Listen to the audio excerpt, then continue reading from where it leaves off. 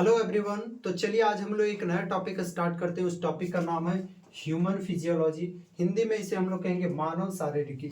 आप अपने बॉडी के बारे में जब फुल डिटेल में चर्चा करते हैं, आपका बॉडी किस रूप से किस अनुसार से काम कर रहा है, यही आपका क्या कहला जाएगा, ह्यूमन फिजियोलॉजी कहला जाएगा। समझ में आया? जैसे कि आप अपने बॉडी में पाचन कैसे हो रहा है आपके बॉडी में, इन सभी के बारे में पढ़ेंगे, ये आपका ह्यूमन फिजियोलॉजी के अंदर में हो जाएगा। रेस्पिरेटरी सिस्टम, श्वसन कैसे हो रहा है, तो ये भी आप लोग को अगर डिटेल में चर्चा करेंगे ह्यूमन फिजियोलॉजी के अंदर आ जाएगा। उसी प्रकार से अगर आप नर्वस सिस्टम के बारे में चर्चा करेंगे, ह्यूमन फिजियोलॉजी में आ जाएगा। आपका ब्लड जो कि 24 घंटे दिन रात एकदम हमेशा काम करते रहता है, बॉडी में दौड़ते रहता है, तो ये भी किसके अंतर्गत आ जाएगा, ह्यूमन फिजियोलॉजी। दैट मीन्स यानी कि आप अपने ही बॉडी के अंदर में उन सभी चीजों को पढ़ेंगे, डिटेल में अच्छे से स्टडी करेंगे, ये आपका किस टॉपिक में आ जाएगा, ह्यूमन फिजियोलॉजी में आ जाएगा। जैसे कि एक नंबर पर मैं यहाँ पर क्या लिख सकता हूँ, डाइजेस्टिव सिस्टम, पाचन तंत्र के बारे में आप स्टडी कर रहे हैं, आपके बॉडी में कैसे पाचन हो रहा है। एज लाइक जैसे कि आप खाना खाएं, खाना क्यों खाते हैं, खाना हम इसलिए खाते हैं ताकि हमारे बॉडी को क्या मिल सके, एनर्जी मिल सके, और फिर उस एनर्जी का उपयोग करके हम कोई भी काम को अंजाम दे सकें। तो ये किसके अंतर्गत आ जाएगा, आपका डाइजेस्टिव सिस्टम। सेकेंड नंबर पर आपका हो गया सर्कुलेटरी सिस्टम। नाम से पता चल रहा है सर्कुलेटरी सिस्टम, दैट मीन्स आने की ये पूरा बॉडी में आपका क्या होगा, सर्कुलेट होगा। अब ऐसा चीज बताइए जो कि पूरा बॉडी में सर्कुलेट होते रहता है, तो सर्कुलेट क्या होते रहता है, ब्लड। तो इन सभी के बारे में हम लोग स्टडी करेंगे, चाहे डाइजेस्टिव हो, चाहे सर्कुलेटरी हो, चाहे आपका नर्वस सिस्टम हो। आप नर्वस सिस्टम के बारे में भी स्टडी करेंगे, ये भी किस में आ जाएगा बच्चा, आपका ह्यूमन फिजियोलॉजी के अंतर्गत आ जाएगा। ठीक उसी प्रकार से आप रेस्पिरेटरी सिस्टम के बारे में स्टडी करेंगे, तो ये भी आपका किस में आ जाएगा भाई, रेस्पिरेटरी सिस्टम। ये भी जो होगा आपका ह्यूमन फिजियोलॉजी के अंतर्गत आ जाएगा। मतलब अपने ही बॉडी के बारे में स्टडी करना, अच्छे से डिटेल से अपने बॉडी के बारे में जान लेना, कौन सी घटना किस प्रकार से हो रही है, क्यों हो रही है, उसका मकसद क्या है, कौन करवा रहा है, ये सभी चीजों के बारे में जानकारी लेना ही क्या कहलाता है, आपका ह्यूमन फिजियोलॉजी कहलाता है। डाइजेस्टिव सिस्टम का हिंदी क्या होता है, पाचन तंत्र होता है। सर्कुलेटरी सिस्टम का हिंदी क्या होता है आपका, परिसंचरण तंत्र कहेंगे, इसे हम लोग परिसंचरण तंत्र कहेंगे। ठीक उसी प्रकार से नर्वस सिस्टम का हिंदी क्या होता है आपका, तंत्रिका तंत्र हो गया। उसी प्रकार से रेस्पिरेटरी सिस्टम का हिंदी क्या होता है, तो आपका हो गया श्वसन तंत्र। तो इस प्रकार से अपने ही बॉडी के बारे में डिटेल में स्टडी करना आपको क्या कहला जाएगा, ह्यूमन फिजियोलॉजी कहलाएगा। तो एक नंबर पर आज जो हम लोगों का टॉपिक रहेगा, उस टॉपिक का नाम है डाइजेस्टिव सिस्टम। कौन सा सिस्टम, डाइजेस्टिव सिस्टम। मतलब आने की यहाँ पर हम लोग अपने बॉडी के पाचन तंत्र को डीप में स्टडी करेंगे, और इस लेक्चर का इस सीरीज का ये लेक्चर नंबर 1 होगा, डाइजेस्टिव सिस्टम का लेक्चर नंबर 1 होगा।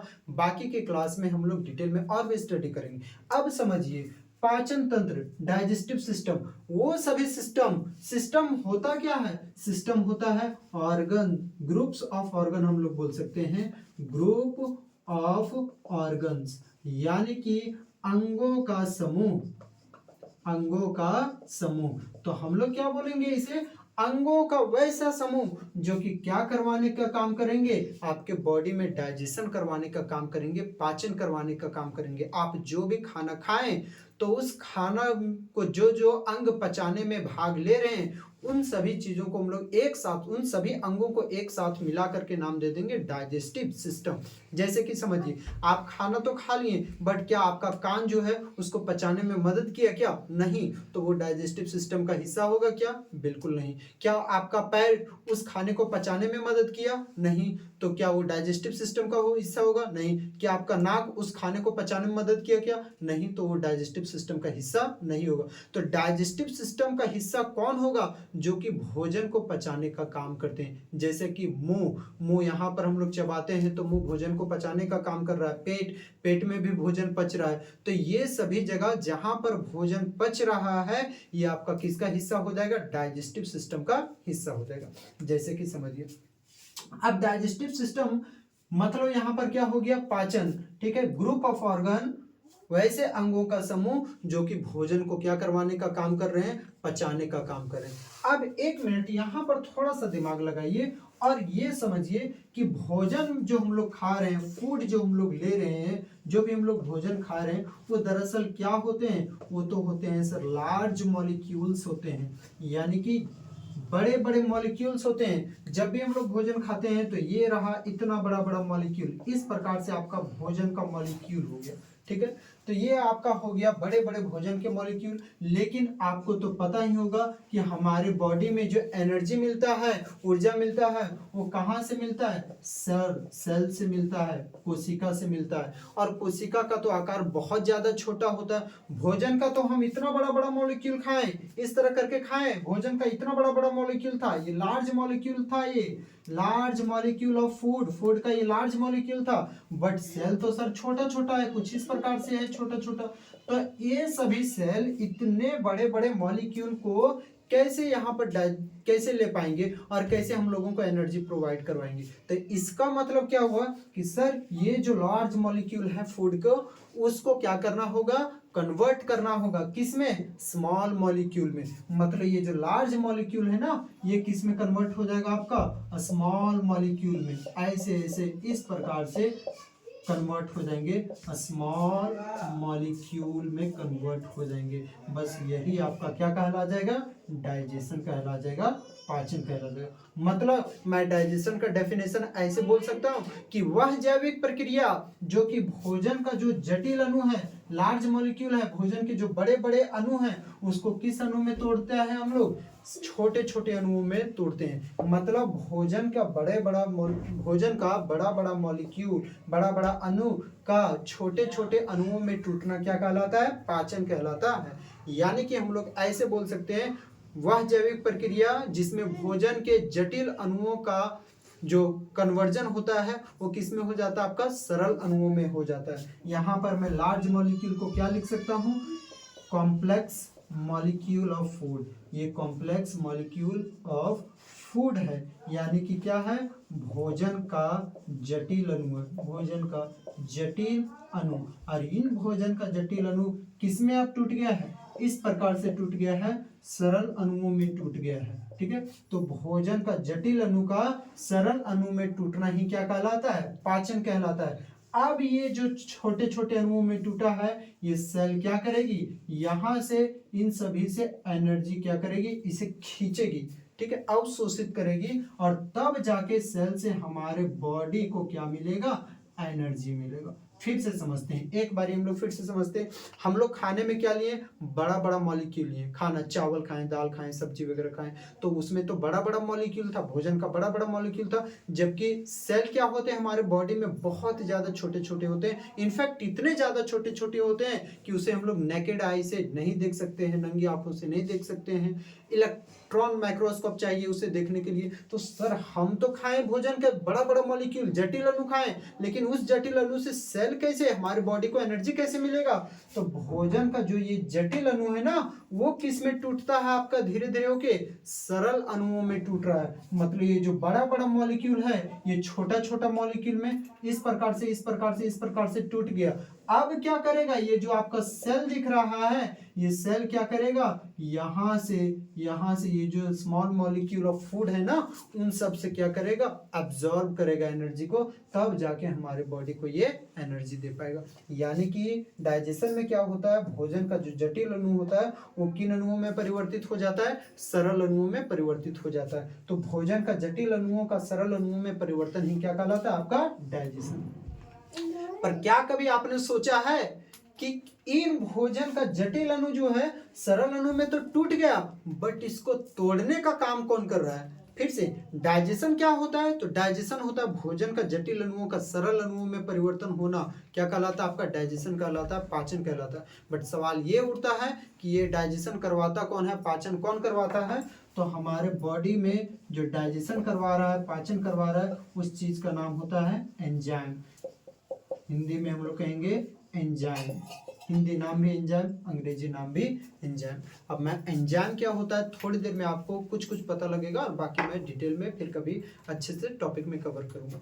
देखिए, तो भोजन का जो हम लोग बड़ा बड़ा अणु लिए वो किस में बदला, छोटे छोटे अणुओं में बदलो। तो बस उन बड़े बड़े अणुओं का, जटिल अणुओं का सरल अणुओं में रूपांतरण कौन किया? तो सरल अणुओं में रूपांतरण किया एंजाइम। तो यहाँ पर अगर कोई आपसे पूछ दे कि एंजाइम होता क्या है, तो बोलेंगे कि भैया अगर एंजाइम नहीं रहता ना तो भोजन का जो जटिल अणु लिए हुए, जो इतना बड़ा बड़ा भोजन का जो मॉलिक्यूल इस प्रकार से था, इस प्रकार से था, वो कभी भी अगर एंजाइम नहीं रहता तो इस प्रकार से छोटे छोटे अणुओं में परिवर्तित नहीं होता। यानी कि भोजन के बड़े अणुओं को छोटे छोटे अणुओं में कौन तोड़ रहा है? तो भोजन के बड़े बड़े अणुओं को छोटे छोटे अणुओं में तोड़ने का काम एंजाइम करता है। एंजाइम ही है जो कि भोजन के जटिल अणुओं को सरल अणुओं में परिवर्तित कर देता है। ओके, अब यहाँ पर एंजाइम के बारे में और भी कुछ मैं बता देता हूँ। एंजाइम क्या कर रहा है? तो भोजन के पाचन में सहायक दे रहा है। और पता है, एक मजे की बात सुनिए, अगर आपके बॉडी में, चाहे किसी भी जीव के बॉडी में अगर एंजाइम नहीं रहता ना तो खाना उसका पचता ही नहीं, या तो अगर पचता भी तो पचने में कम से कम 20-25 दिन या तो 1-2 महीना भी लग जाता। अभी आप सुबह को खाना खाए होंगे, 2-4 घंटा हुआ होगा, वो खाना पच गया होगा, फिर से आपको भूख लग गई होगी। ऐसा इसलिए हो रहा है क्योंकि आपका बॉडी में जो एंजाइम है, जो भी आप खाना खाएं उस खाना को पचाने का काम कर दिया। अगर आपके बॉडी में एंजाइम नहीं रहता तो वही खाना को पचने में काफ़ी देर लग जाता, हो सकता 20 दिन लगता, हो सकता 15 दिन लगता। तो एंजाइम क्या करता है? खाना को पचाने का काम करता है। अब यहाँ पर समझिए कि एंजाइम को हमारे बॉडी का बायो कैटलिस्ट भी माना जाता है। सर बायो कैटलिस्ट, ये तो एक प्रकार का केमिकल रिएक्शन ही हो गया हमारे बॉडी में। केमिकल रिएक्शन, जी हाँ बिल्कुल सही, हमारे बॉडी में हमेशा हमेशा केमिकल रिएक्शन चलते रहते हैं। जो भी हम लोग खाना खाएं तो खाना पच रहा है, लार्ज मॉलिक्यूल का स्मॉल मॉलिक्यूल में, यानी कि कॉम्प्लेक्स मॉलिक्यूल का सिंपल मॉलिक्यूल में कन्वर्जन हो रहा है। तो ये कैसे हुआ? ये तो केमिकल रिएक्शन का ही भाग हुआ ना। बट ये कौन सा केमिकल रिएक्शन हुआ? तो it is a biochemical reaction. It is a biochemical reaction, या एक जैविक प्रक्रिया है। It is a biochemical reaction, जिसमें क्या होता है? Large molecule of food convert into small molecule of food. यानी कि एंजाइम क्या होते हैं? जो भोजन के जटिल अणुओं को सरल अणुओं में परिवर्तित करते हैं। एक नंबर पर भोजन के जटिल अणुओं को सरल अणुओं में परिवर्तित करते हैं। 2 नंबर पर हम लोग क्या लिख सकते हैं कि एंजाइम को हमारे बॉडी का क्या माना जाता है? बायोकैटलिस्ट माना जाता है। अगर एंजाइम नहीं रहता तो हमारा खाना पचता ही नहीं, उस खाने को पचने में 20-25 दिन लग जाते। अब समझिए कि कितना दिन लग जाता अगर एंजाइम नहीं होता। फिर आपके बॉडी को एनर्जी कहाँ से मिलता? उतने दिनों तक एनर्जी ही नहीं मिल पाता। अगर एनर्जी नहीं मिल पाता तो क्या आप काम कर पाते हैं? क्या? बिल्कुल नहीं। एंजाइम इसलिए हमारे बॉडी के लिए बहुत ज्यादा जरूरी होते हैं। ठीक है, तो ये सभी चीजें। और थर्ड नंबर पर एक मोस्ट चीज याद रखिएगा कि all enzymes are made up of proteins. लगभग जितने एंजाइम्स होते हैं, ऑलमोस्ट लगभग सारे के तो सारे नहीं, बट लगभग हमारे बॉडी में जितने भी एंजाइम होते हैं ना, वो सभी के सभी किससे मिलकर के बने होते हैं? प्रोटीन से ही मिलकर के बने होते हैं। तो 3 चीज यहाँ पर एंजाइम के बारे में पढ़ लिए। एंजाइम क्या करता है? भोजन के लार्ज मॉलिक्यूल को स्मॉल मॉलिक्यूल में तोड़ता है। हमारे बॉडी के लिए बायो कैटलिस्ट है।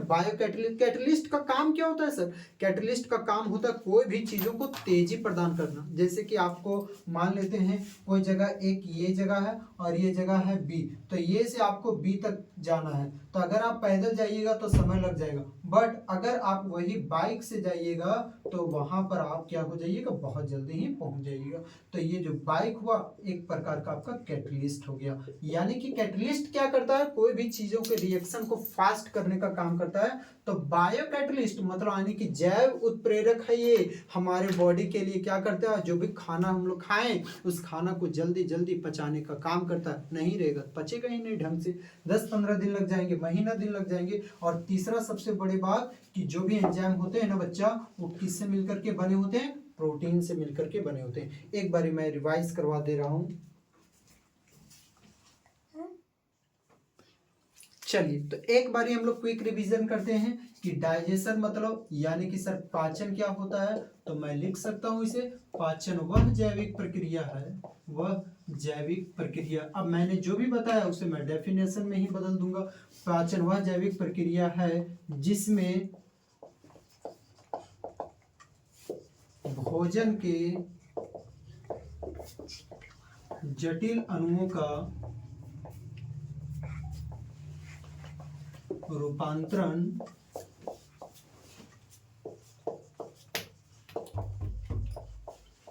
सरल अणुओं में होता है। यानी कि मैंने जो भी यहाँ पर भोजन के जटिल जटिल अणु खाए थे, ठीक है, इस प्रकार से जो भी जटिल अणु थे भोजन के, तो ये जटिल अणु, क्योंकि हमारे बॉडी का जो सेल होता है कोशिका, वो तो बहुत ज़्यादा छोटी होती है, वेरी वेरी स्मॉल होती है, बहुत ज़्यादा छोटी, इतना ज़्यादा छोटा कि हम लोग खुले आंख से भी नहीं देख सकते। बट हम लोग तो भोजन का यहाँ तो जटिल अणु खाएं, तो इन जटिल अणुओं का कौन सा अणु में परिवर्तन हो जाएगा? आपका सरल अणुओं में परिवर्तन ही क्या कहलाएगा? आपका पाचन कहलाएगा। तो ये भोजन का कौन सा अणु हो गया? सरल अणु हो गया। तो भोजन का जटिल अणु का सरल अणु में परिवर्तित होना ही क्या कहलाएगा? पाचन। बट भोजन का जटिल अणु का सरल अणु में पाचन रूपांतरण कौन करवाएगा? तो अभी जस्ट मैंने आपको बताया है कि कौन करवा रहा है? एंजाइम। अगर एंजाइम नहीं रहता तो भोजन का जटिल अणु सरल अणु में परिवर्तित नहीं होता। और यहाँ पर मैंने बताया कि एंजाइम को हमारे शरीर का बायोकैटलिस्ट माना जाता है। बायोकैटलिस्ट मतलब सर, यानी कि एंजाइम को जैव उत्प्रेरक माना जाता है। अब मैं अगर एंजाइम का डेफिनेशन कहीं कोई हमसे पूछ दिया तो मैं क्या लिख सकता हूँ कि एंजाइम हमारे शरीर का जैव उत्प्रेरक होते हैं जो कि भोजन को जल्दी से पचाने में मदद करते हैं। भोजन के जटिल अणुओं को सरल अणुओं में परिवर्तन बहुत ही जल्दी कर देते हैं। ओके, चलिए आप यहाँ तक स्क्रीनशॉट ले लीजिए।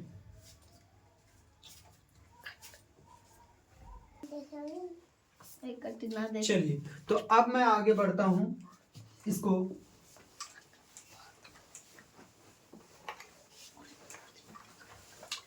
अब यहाँ पर सवाल उठता होगा, सर क्या क्या हम लोग खाएं कि जिससे हमें क्या मिलेगा? हमारे बॉडी को एनर्जी मिलेगा। तो बॉडी को एनर्जी देने वाले फूड, एनर्जी फूड कौन कौन हो गए? तो हम लोग 3 चीज ही मात्र में खाते हैं। वैसे तो खाते हैं बहुत कुछ, बट उसमें से 3 चीजों से ही हमें एनर्जी मिलता है। कि किन किन चीजों से मिलता है? तो 1 नंबर पर हमें किससे मिलता है? कार्बोहाइड्रेट, कार्बोहाइड्रेट से मिलता है। 2 नंबर पर आपका प्रोटीन हो गया, और 3 नंबर पर आपका फैट हो गया, या तो हम लोग बोल सकते हैं इसे लिपिड्स। हिंदी में मैं नाम लिख दे रहा हूँ कार्बोहाइड्रेट। इसे आप कार्ब भी बोल सकते हैं, कार्बोहाइड्रेट, कार्ब, ठीक है। शॉर्ट में इसे कार्ब भी लिखा जाता है डॉक्टरों के द्वारा। सेकेंड नंबर पर आपका क्या हो गया? प्रोटीन हो गया। और 3rd नंबर पर आपका क्या हो गया? वसा हो गया। यही 3 चीजों से हमें हमारे बॉडी को क्या मिलता है? एनर्जी। तो एनर्जी गिविंग फूड कौन कौन हो गए? ऊर्जा देने वाले भोजन कौन कौन हो गए? 1 नंबर पर कार्बोहाइड्रेट, 2 नंबर पर प्रोटीन, और 3 नंबर पर क्या हो जाएगा? आपका फैट, या तो उसी का अदर नेम क्या है? लिपिड्स। यानी कि कार्बोहाइड्रेट, प्रोटीन और वसा। जैसे कि आपने सुबह को क्या खाया? दाल भात, ठीक है, दाल भात यानी कि वही चावल हो गया। चलिए मैं अच्छे से लिख दे रहा हूँ, दाल चावल, और आपने क्या खाया? सब्जी खाया, ठीक है। तो यहाँ से आपको दाल से क्या मिल गया बच्चा? आपको दाल से मिल गया प्रोटीन, चावल से आपको क्या मिल गया? कार्बोहाइड्रेट, और सब्जी में कुछ वैसा तेलीय सामान ज्यादा खा लिए तो उससे आपका क्या मिल गया? फैट मिल गया। तो इन तीनों चीजों से आपको क्या मिल गया? आपके बॉडी को एनर्जी मिल गया। अब यहाँ पर बहुत लोगों का सवाल उठेगा कि सर मैंने तो वाटर भी पिया है, पानी भी पिया है, तो बताइए पानी से क्या एनर्जी मिलेगा क्या? नहीं, पानी से हमें एनर्जी कभी भी मिलने वाला नहीं है। यानी कि आप कार्ब खाइए, कार्बोहाइड्रेट खाइए, कार्बोहाइड्रेट से आपको एनर्जी मिल जाएगा, प्रोटीन से आपको एनर्जी मिल जाएगा, फैट से आपको एनर्जी मिल जाएगा। बट याद रखिएगा वाटर से एनर्जी कभी भी मिलने वाला नहीं है, ठीक है। अब सर यहाँ पर सवाल फिर से उठेगा, वाई पानी से हमें एनर्जी क्यों नहीं मिलता है? पानी से एनर्जी नहीं इसलिए नहीं मिलता है क्योंकि पानी का डाइजेशन नहीं होता है। याद रखिएगा बच्चा, पानी का डाइजेशन नहीं होता है। एनर्जी उन्हीं चीजों से मिलता है जिनका क्या हो सकता है? हमारे शरीर में डाइजेशन होता है। डाइजेशन किसका होता है? कार्बोहाइड्रेट का होता है, प्रोटीन का होता है, फैट का होता है। इन तीनों चीजों का डाइजेशन होता है, तो तीनों चीजों से एनर्जी मिलता है। और सबसे ज्यादा एनर्जी किससे मिलता है? सबसे ज्यादा एनर्जी आपको फैट से मिलता है, यानी कि लिपिड से मिलता है, ठीक है। सबसे सबसे ज़्यादा एनर्जी फैट लिपिड से मिलता है, और जो होता है सबसे कम एनर्जी आपका कार्बोहाइड्रेट से मिलता है। लेकिन याद रखिएगा, बोलेगा बहुत कोई कि पानी पी रहे हैं तो क्या पानी से एनर्जी मिलेगा क्या? नहीं, पानी से एनर्जी नहीं मिलता है। क्यों? क्योंकि पानी का डाइजेशन नहीं होता है। क्यों नहीं होता पानी का डाइजेशन? क्योंकि डाइजेशन उन्हीं चीजों का होता है जो पहले से कॉम्प्लेक्स मॉलिक्यूल में होते हैं, जबकि पानी जो हो गया, वाटर जो हो गया आपका, वो पहले से कॉम्प्लेक्स मॉलिक्यूल में नहीं बल्कि पहले से ही वो सिंपल मॉलिक्यूल में होते हैं, उनका डाइजेशन ही नहीं होता है। इस कारण से हमारे बॉडी को उससे एनर्जी नहीं मिलता है। सेकेंड नंबर पर याद रखिएगा विटामिन। बहुत कोई बोलते हैं कि ये विटामिन खा लो, इसमें ये विटामिन होता है, इसको खाओ तो बॉडी को एनर्जी नहीं मिलेगा, बॉडी को एनर्जी मिलेगा। बट याद रखिएगा, ऐसा कुछ भी नहीं है। आप पानी पीजिएगा, दिन रात एकदम पानी पीते रहिए, आपके बॉडी को एनर्जी मिलने वाला नहीं है। विटामिन भी खाइए, आपके बॉडी को एनर्जी मिलने वाला नहीं है। जैसे विटामिन ए, विटामिन बी, ये सभी क्या करते हैं? रोग प्रतिरोधक क्षमता को बढ़ाने का काम करते हैं, बल्कि एनर्जी देते होते नहीं है। तो विटामिन एनर्जी नहीं होता, एनर्जी गिविंग फूड नहीं है। वाटर एनर्जी गिविंग फूड नहीं है। ठीक उसी प्रकार से सर मैं मान ले रहा हूं कि मिनरल्स मैंने लिया हुआ है, खनिज लवण लिया हुआ है, जैसे कि क्या क्या, कैल्शियम मैंने लिया, ठीक है, फास्फोरस भोजन के रूप में लिया, तो ये जो मिनरल्स लिया, क्या उससे मिलेगा क्या एनर्जी? नहीं। तो ये 3 चीजें हैं जिससे आपके बॉडी को एनर्जी नहीं मिलता है, जबकि 3 चीजों से ही एनर्जी मिलता है। किससे? कार्ब से, प्रोटीन से, फैट से।